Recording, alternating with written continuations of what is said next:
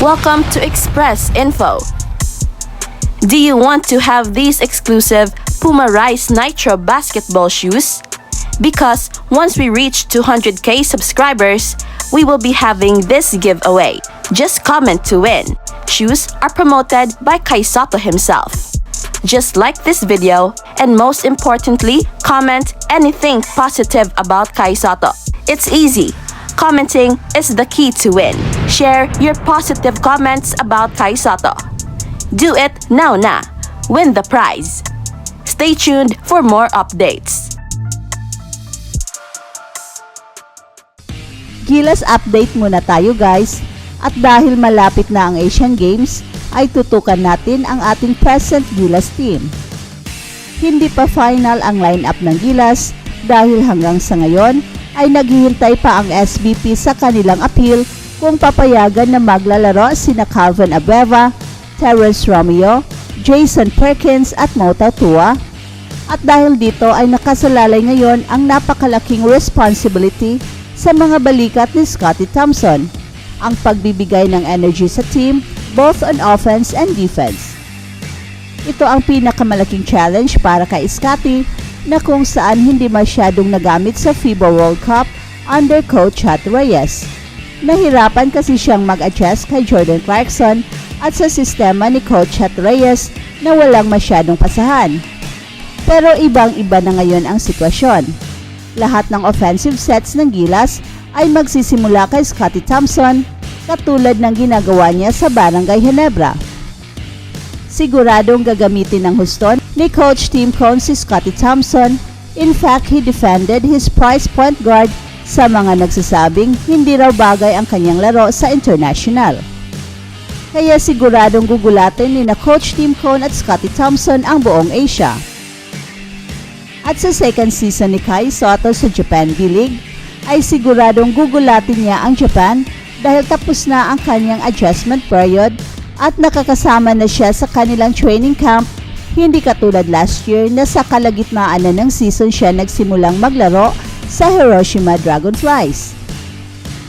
At isa rin sa problema ni Kai Sotto last year ay meron na pala siyang iniindang sakit sa kanyang likod the later part of the season, kaya pala bumaba ang kanyang energy at nawala ang kanyang aggressiveness.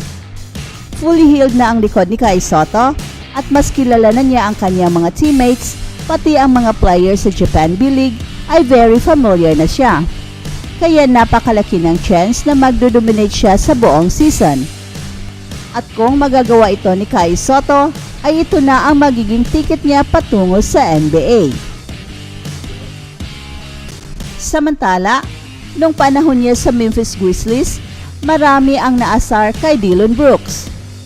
Bagamat may mga natutuwa sa kung ano ang dala ng defensive forward na ito sa Grizzlies, may mga hindi natutuwa sa paraan niyang hinaharap ang mga post-game press conference, kung saan madalas niyang binanatan ang mga kalaban. At kamakailan, nagsalita ang Golden State Warriors champion na si Andre Iguodala tungkol kay Dillon Brooks at nagbigay ng controversial na pahayag na nagpapahiwatig na hindi sana nasa liga si Brooks kung hindi dahil sa kanyang crazy mentality. There is certain guys in the NBA that wouldn't be in the NBA if they didn't have that crazy mentality or how they view themselves. There's a selfishness within how they view themselves. If Dillon Brooks wasn't crazy, he wouldn't be in the NBA. At ito ang sabi ni Iguodala sa The Old Man and the Tree podcast. While Iguodala may not have intended to disrespect Brooks, some viewed it this way. Ayon sa kanyang pahayag, tila hindi intensyon ni Iguodala na insultuhin si Brooks, kundi na-highlight ang paraan kung paano naging ganito ang kanyang mentalidad na nagbigay daan para maging isang magaling na manlalaro si Brooks ngayon. Ang controversial na bahagi ng kanyang komento ay nang sabihin ni Iguodala na hindi sana nasa liga si Dillon Brooks kung hindi dahil sa kanyang mentalidad. Pero siguro, kahit na hindi ganyang klaseng player pa si Brooks, ay nasa NBA pa rin siya naglalaro. Ang high-level defender na si Dillon Brooks ay meron ding mga weaknesses, but his place in the NBA goes beyond his mentality. Malamang na hindi talaga intensyon ni Iguodala na sabihin ito kay Dillon Brooks at nagiging controversial ang pahayag na ito at maaari itong tingnan na pag-insulto. Pero malamang na hindi yon ang intensyon ni Iguodala. At sa kamakailang episode ng podcast ng The Hoop Collective, ibinunyag ng ESPN's Tim McMahon na labis na interesado ang Memphis Grizzlies sa pakikipag-trade para sa Toronto Raptors forward na si OG Anunoby. Pero hindi natuloy ang potential na deal nang magdesisyon ang Memphis na mag-focus sa ibang mga trades. Ayon kay McMahon, nang pinag-usapan natin ang isang sitwasyon na paghihintay na labis, sa tingin ko baka ganon ang nangyari kay Anunoby. Maraming usapan tungkol sa posibilidad na ma-trade si Anunoby, ngunit hindi ko naman lubos na naniniwala sa maraming talakayan hinggil dito nung nakaraang taon.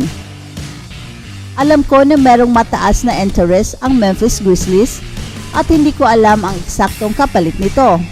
Pero may mga usapang naganap para kay Mikal Bridges at inalok nila ang 4 na first round picks. At ayon kay McMahon, batay sa halimbawa kay Mikal Bridges, maaring mag-alok ang Memphis Grizzlies ng maraming first round picks para kay Anunoby. Nagpapahiwatig na baka nasa sitwasyon na ang Raptors kung saan nag-antay sila ng labis na mahabang panahon bago makipag-trade kay Anunoby. Ipiniliwanag ni McMahon kung paano hindi natuloy ang potential na deal sa Grizzlies. It's an example of here's a potential trade partner that was willing to pay premium, and the likelihood of that being a potential trade partner has diminished significantly over the summer. Just because of the business the Grizzlies did over the summer and the tradable contracts that are no longer there and the picks that are no longer there. Yan ang sabi ni McMahon. Bagamat hindi naniniwala si McMahon na may malalim na issue sa pagitan ng Grizzlies Memphis at Toronto Raptors dahil sa pag-atubiling i-rebuild ng Toronto Raptors, naunawaan niya na labis na interesado ang Memphis na gawin ang malupit na deal na ito. Ngunit ito ay nawala na ngayon at ginamit ng Memphis Grizzlies ang kanilang mga assets sa ibang lugar. That's it for now, guys. Pero bago kami magtatapos, ay huwag kalimutan na huwag magpahuli sa mga pinakabago mga kwento at balita ng kasiyahan at tagumpay. Bahala na ang mga marites dyan. Basta kami ay handang maghatid ng tunay na inspirasyon sa mundo ng sports.